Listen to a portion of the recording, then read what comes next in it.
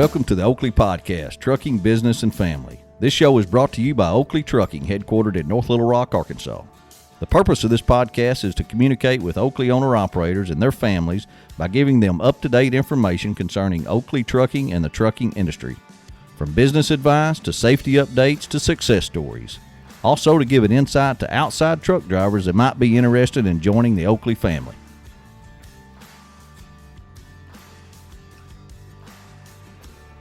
Hi, I'm Jeremy Kellett, Director of Recruiting here at Oakley Trucking, and I'm your host for this podcast. This is episode 22. On today's podcast, we're going to talk to Russell Vallance and Bryan Hill, the hopper dispatchers / coordinators, I would say, here at Oakley Trucking, and we're going to get in depth with them on what's going on in the hopper division. We've had this 22nd episode, and we're just now really getting where we're going to spend a little time on the hopper division. So we're going to get with them in a minute, meet them, and got some good things to discuss on the hopper side of it. But first, let's check in with Vickie Chastain for this week's Need to Know segment. The average 18-wheeler gets 5.6 miles per gallon, and fuel is your biggest expense when it comes to driving a commercial motor vehicle. Fuel savings, that's this week's Need to Know segment. There are several ways to help you increase your miles per gallon and decrease your cost per gallon. One is simply by slowing down. For every 1 mile per hour increase in speed results in a 0.15 miles per gallon decrease in fuel economy. 2 is by making sure your tires are properly inflated. Routinely check all tires to ensure that they are properly inflated. Once you have worked to achieve the best fuel mileage, you can work to save on fuel costs by taking advantage of the many fuel discounts that Oakley Trucking offers. Improving fuel efficiency and being selective on where you buy your fuel can save you hundreds of dollars each week. I'm Vickie Chastain, and that's this week's Need to Know segment.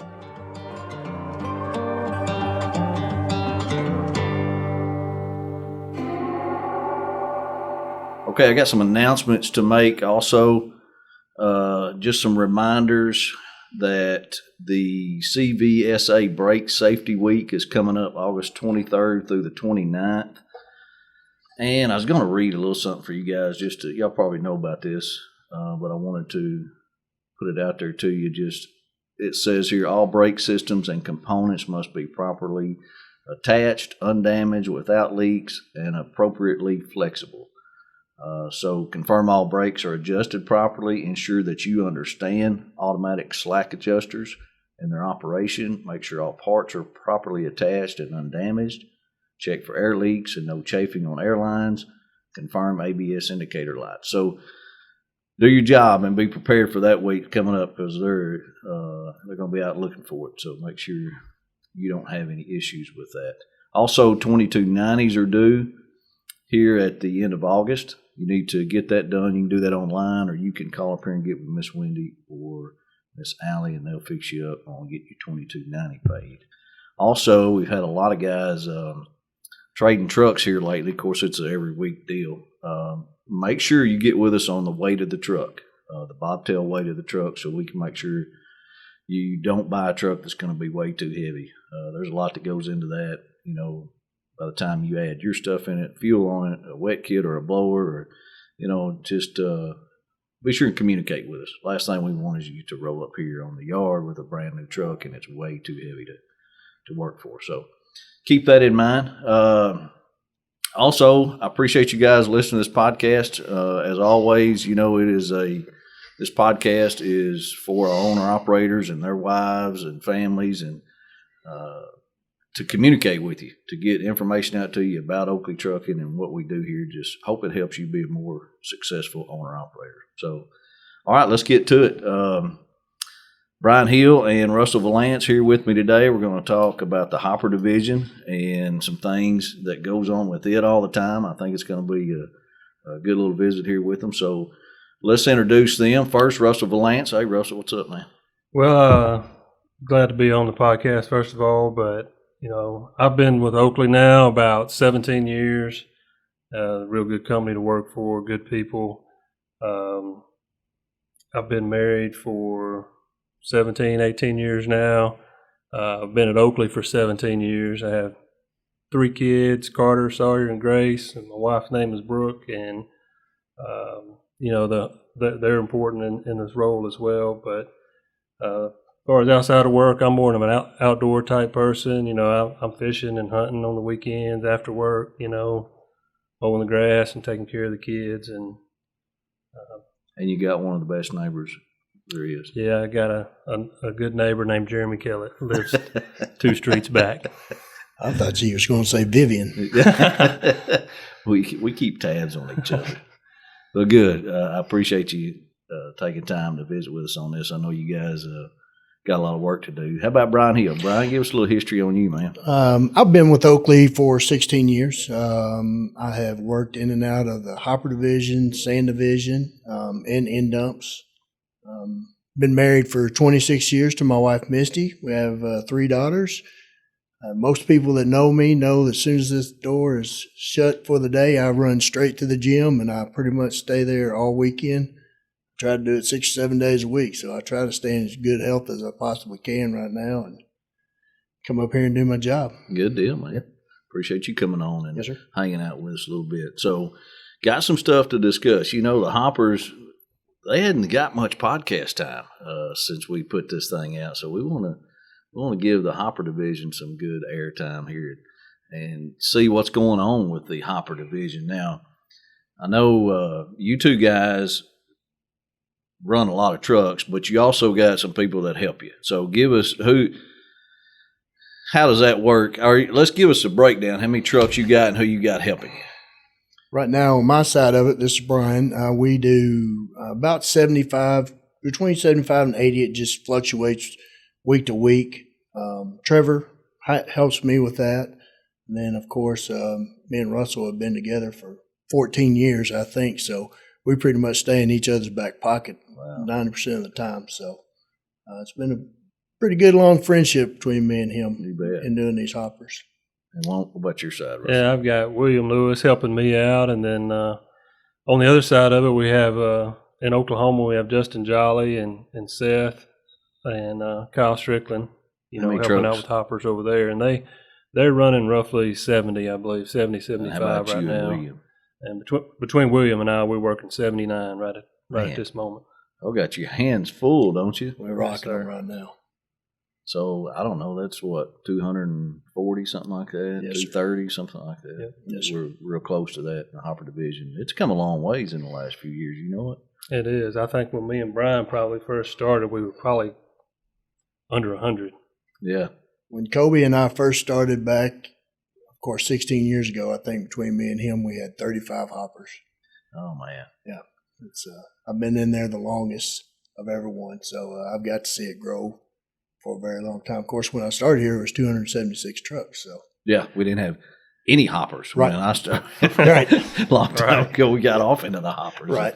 But you know, that's been a real good addition to Oakley. I think that's made us just a little more versatile for the customers, hadn't it? Picked up a lot more customers. Oh, it's been a blessing. Yeah. A lot of different materials that we're able to haul and different aspects of the business that we can get into. Well, you can haul more weight. I think that's really the main reason we got into the Hopper Division when we started that is what we could haul more product on it than we could an end dump. When we first started this, max weight had to be 16.5. That was max weight with half a tank of fuel. Yeah. Oh, for the tractor. Yeah. Yeah. Oh, yeah. I remember that. Yeah. And then there wasn't but 3 tractors out in the world that could fit that. Exactly. You had to bought a truck from Maverick or something. Yeah, they were light. Definitely light. What do you guys want to touch on here first? You want to talk about maybe the needs that you're wanting right now, maybe in the Hopper Division and kind of the freight? I think giving our owner operators, now you got to remember, you know, if you're listening to this, I mean, we record this a week to 2 weeks ahead of time, so it may not have any bearing on the act because we all know freight changes week to week. Oh, but yes. Give us a heads up, maybe, you know, what your needs are right now, what's going on with the Hopper freight and the trucks. I think the biggest thing we can use is guys that are willing to work on the weekends and guys that are willing to go to different areas. You know, the eastern side of the United States, now, northern United States. Why do you say that? We have a lot of freight going on the weekends. You you know, and we have things that go to the East Coast, you know, Georgia, North Carolina, you know, up to Pennsylvania sometimes. So, you know, a lot of guys are kind of get stuck in the bubble of running around here within 2 or 3 states of here, which is good. But at the same time, if you're willing to go out, then, you know, there may be some opportunities for you to make more money. Well, we branched out the hopper division. Used to all we would hire is anywhere from Oklahoma to Texas, maybe a little bit of Louisiana, Mississippi. Now we've broadened that. We've got trucks from out in North Carolina, Georgia, Florida, and so that makes us go out there and find other customers on that side of the world. Of course, when you start getting them, you start doing the great jobs that we try to make sure we do every single day. They want to pile on more loads for you. So we've had an influx right now, stuff out of North Carolina, stuff out of Georgia and Alabama that we're just not used to having trucks over there. So if we can get more trucks to go on that side, stay around on that side, do a few things, then that'll help us be able to get more customers. So that's why we're asking trucks to get away from what they're used to, get out there somewhere else they're not used to being, and let us see if we can't run you around, make you a little bit more money, and get you a little bit more miles. Spread out, broaden out. I mean, because we all know the freight's out there. Oh, yes, sir. It's out there. Yeah. It is. And, you know, you wouldn't think, I guess, guys working the weekends, that helps. I mean, that's where a lot of freight is. So here's here's what's in a truck driver's mind, I think, is when you tell me I need to stay out the weekend, that means I'm going to be sitting somewhere. Yes.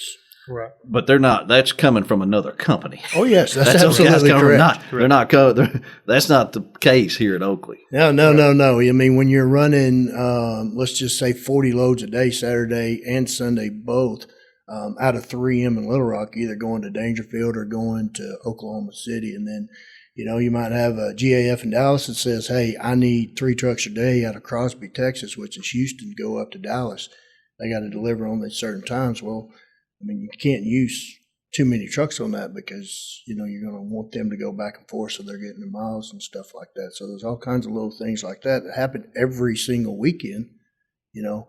And unless you live in that area, you don't know about them because we generally run those same trucks. Well, they get tired. They get wore out from working all week and then on the weekends. So, yeah, it helps for anybody else that'll come in there and say, hey, yeah, I'll go this weekend. That's no problem. Do we got I was going to say, do we have a lot of guys that will work on the weekend, or I guess not a whole lot, or you wouldn't be asking for something. No, exactly.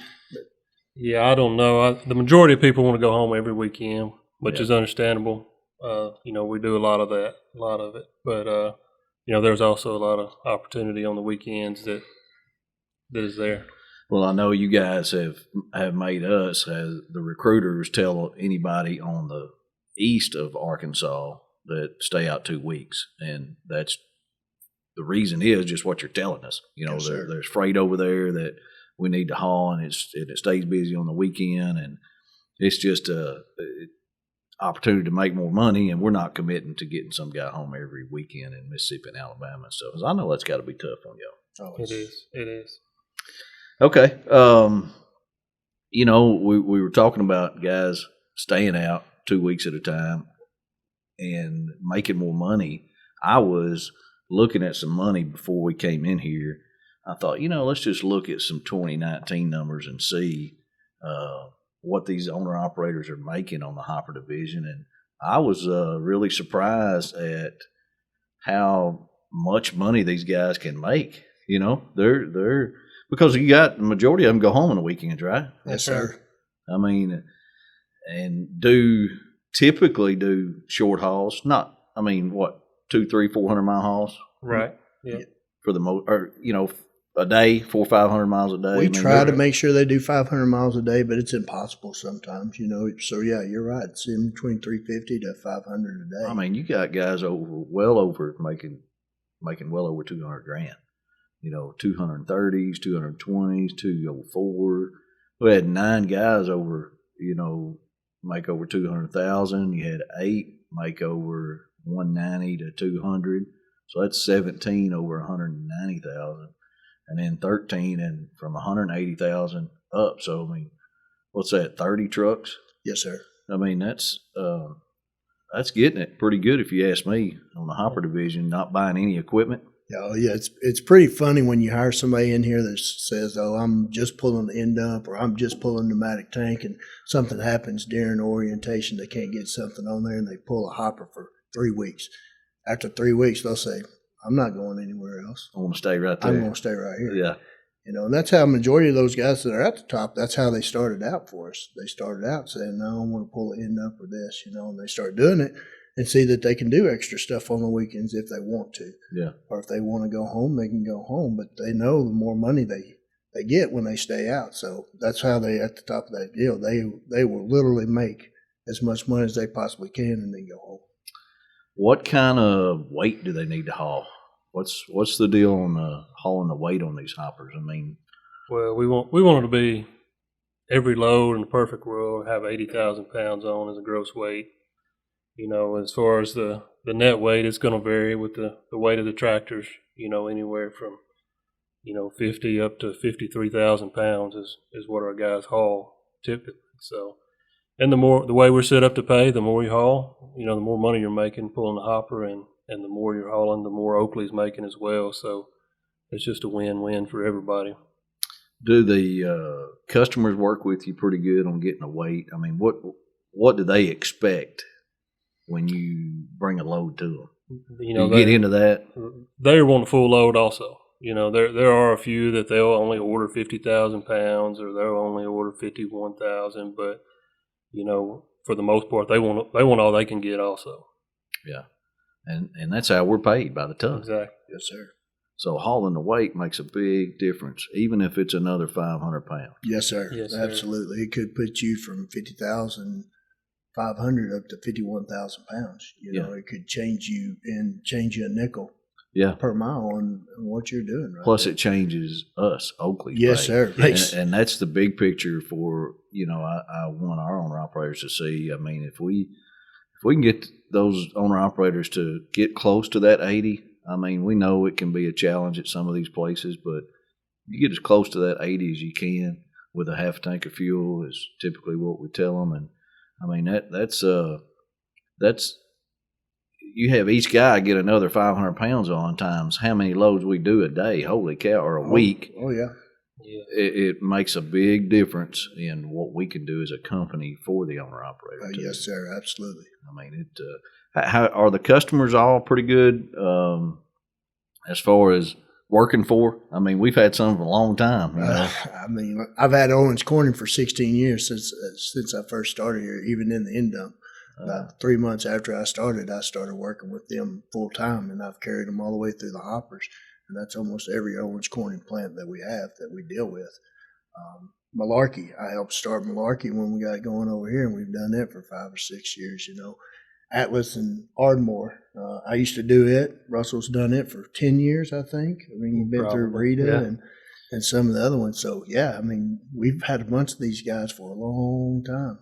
Yeah, having customers a long time means we're doing something right. Yeah, they depend on us. They do, don't they? They do. They depend on us to run, and to make the products that they're needing to make. So they give you. I mean, it makes you feel good when you get a call from these people that you deal with every single day, and they say, "Okay, well, so and so was just here, and I knew everything was going to be right because it said Oakley on the side of it." I mean, and these are people that you deal with every day, and they have outside carriers that come and do other things for them, but they tell them, I know Oakley's going to do it right every single time. That makes you feel great. That's why we get the business. Yes, sir. Yeah, That's and why a lot of the customers, they know the drivers personally. Yep. They've been there so really? many times Yes, that they get to know them personally. And it's it's a good thing to have that relationship and trust. When you know somebody, that you can trust them. And I was telling the orientation group we got in here this week, 6 guys in there, and I was telling them this morning how important it was for them to do customer service, because I said we put a lot of weight on you guys. We expect a lot out of you because you represent the company. Yes, You're making us a living. We're selling it over the phone to these people, but you're the one showing up there. Yes, sir. And you're the one talking to the guy that's out there that's helping you unload. I mean, it just makes a huge difference when you got an owner operator that takes that responsibility to heart and wants to make the customer feel like they're getting a service, because customer service is tough these days. Yes, sir. You don't get much of it, but They're probably honestly going to see that driver before they ever see me or Russell. yeah. Yeah, They may not ever meet us, but they can call us, and then this happens to Russell quite often. So and so was just here. I've talked to him about his family and stuff like that, face to face. We might not ever see these people face to face ever. Could happen, So it makes you feel good when people call about your drivers, your owner operators, and say, "Okay, I just talked to so and so, and his family's doing real good." Let's talk some negative stuff. How about some contaminations, washouts, getting a trailer clean, prior product, anything else y'all can think of that we need to let our owner operators hear about? Well, one that comes to mind that's happened fairly recent was we had a brand new driver, just came out. He'd been here for maybe 4 days. And we sent him after hauling some grain. He hauled some corn. After hauling that, he come up here and we sent him to 3M in Little Rock to haul a load over to Oklahoma City. Dispatcher talked to him, explained to him exactly what needed to happen. He said he had done this for a while and he knew, and everything was clean. It was good to go. He'll go load out of 3M and take it over to Oklahoma City. Once we get to Oklahoma City, there's stuff that's fallen off the railings down into the product and then got into the bins and stuff like that. Well, I have to drain the bins and completely get rid of everything that was in there. So those are things that can be eliminated, especially when you're on our yard. And we have a wash bay right here. If we need to wash out, we appreciate everybody trying to sweep it out and get it clean. Don't get me wrong. That's what your job is. That's what we ask you to do. But if it gets to a point where you can't get everything completely out instead of contaminating the load, we need to get a washout. What was the prior product? Corn. Okay. Yeah, everything that we haul has to be clean, has to be dry. I mean, that's kind of the two most basic things. It's got to stay clean. It's got to stay dry. And really anything less than that, it's not just not going to work. And we're depending on these guys to do Exactly. that. I mean, we're not out there looking at it. No. Yeah. They're kind of the eyes and the ears of the operation, and we trust them and depend on them. But we can't, and they got to understand, we can't wash out a trailer every single time we unload. No, you're absolutely right. There's just not enough room in the budget to do that. Yes, sir. Of course, you get a contamination that costs a lot. It makes you think about it, but it's just we haul so many loads. There's just no way of doing it. So we really depend on the owner operator to make sure this is clean and communicating with you guys that, hey, it is or it isn't, and we got to go with it. Right. It's it's if it gets to that situation, we ask them a lot of times, hey, will you crawl up there, take a picture, and send it to us? Let us look at it. Now, we're still not sitting right there. We're still not standing right there. We may say, oh yeah, that's clean, But we honestly, just like you said, we have no way of knowing. Yeah. We have to count on you to be able to do what we need you to do to let us know. So. Yeah, it's just you got to get it clean. I mean, if it was 95 degrees out there or 10 degrees out there, I don't know that I'd want to crawl up in that trailer either. But I know that's my job. I know that's what I have to do, and I'd want to try to do it to the best of my ability. Well, you don't want the end result. You don't want it to cost the owner operator $3,500. Yes, sir. Cost them $3,500. A lot of times cost us even more than that. Yeah. Plus, you got your reputation with the customer. That's the big thing that you And can't that put is a price tag on. That's right. That's yes, huge. Because you have a couple of them, They remember that stuff. Yeah. Yes, sir. You can be replaced. Yep. Yeah, we're fighting for that freight. Yes, sir. Every time, all the time. Well, okay. Contaminations, that's a tough subject, but I feel like we needed to confront some of it. I mean, it's a real thing, getting that trailer cleaned the best you can. And I don't know that there's an easy way to do it. Oh, no, sir. Russell and I have both been out a week on those in a truck in those hoppers. And we definitely, hats off to you gentlemen that get out there and do it every single day, 2 and 3 times a day, some of them. It's tough. Yeah, they do a good job with Yes, sir. it. What else? What else you guys want to talk about? We've covered, working the weekends. I feel like is something that we want more of with the hopper guys, if at all possible. And we understand, a lot of guys are not going to do that.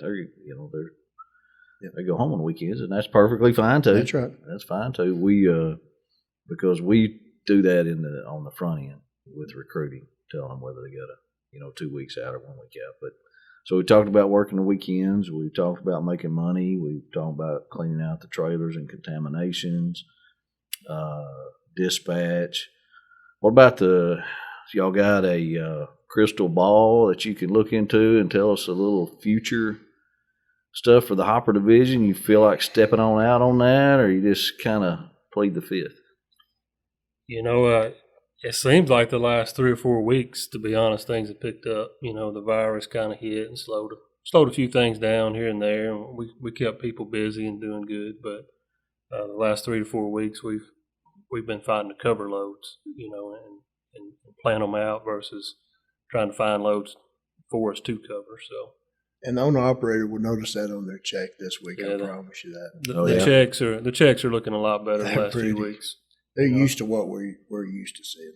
They're back to where we're used to seeing them. Let's put it that way, which is good. And that's because some of your regular customers kick back up. Yeah. Right. When they get a threat of these hurricanes and things of that nature going on too, that helps out quite a bit. Yeah, it does. Yes, sir. It starts some stuff going for us. So the future of hoppers, I would say, would be expanding out, like you guys said, more guys that live farther out, and us hiring more guys, leasing on more owner-operators that live out a little bit and willing to stay out 2 weeks.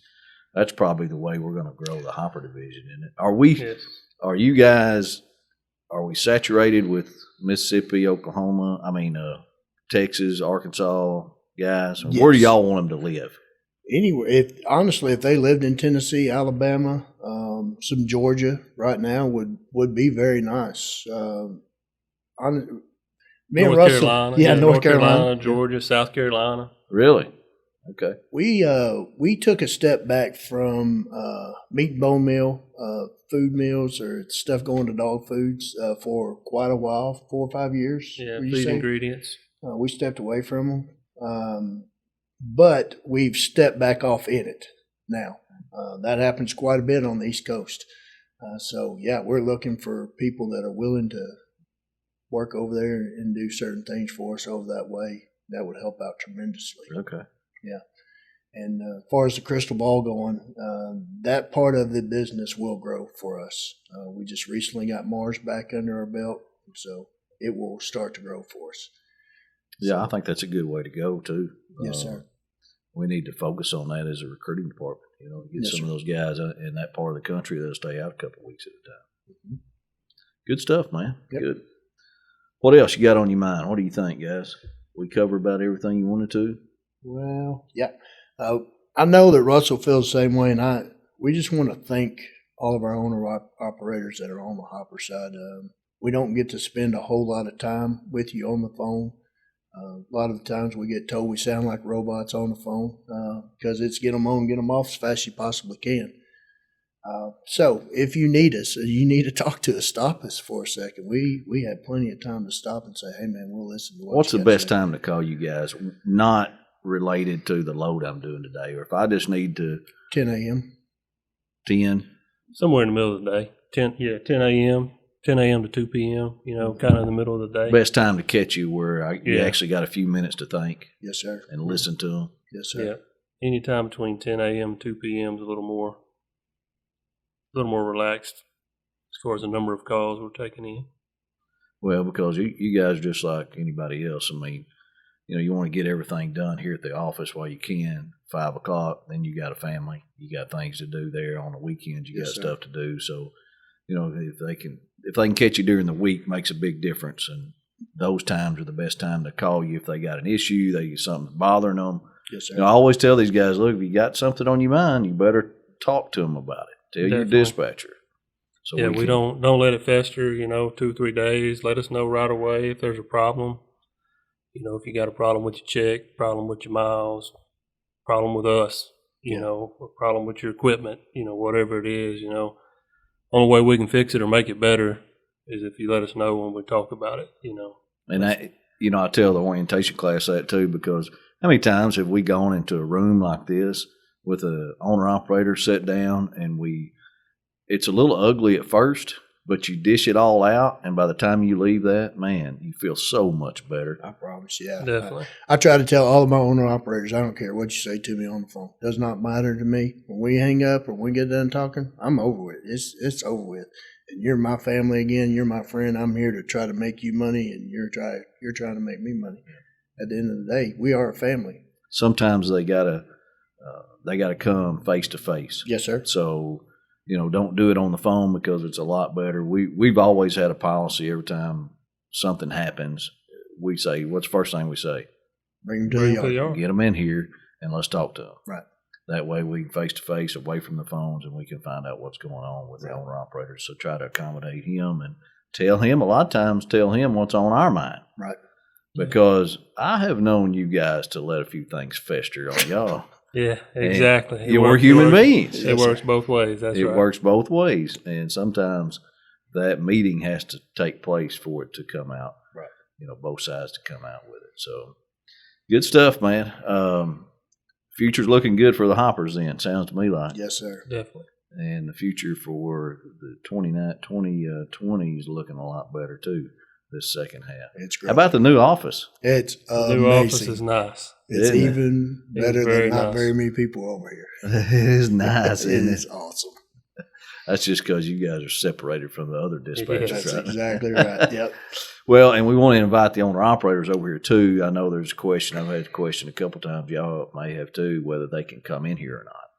Yes, you can definitely come here. This is your building. You helped build this building, so you come in here anytime you want to.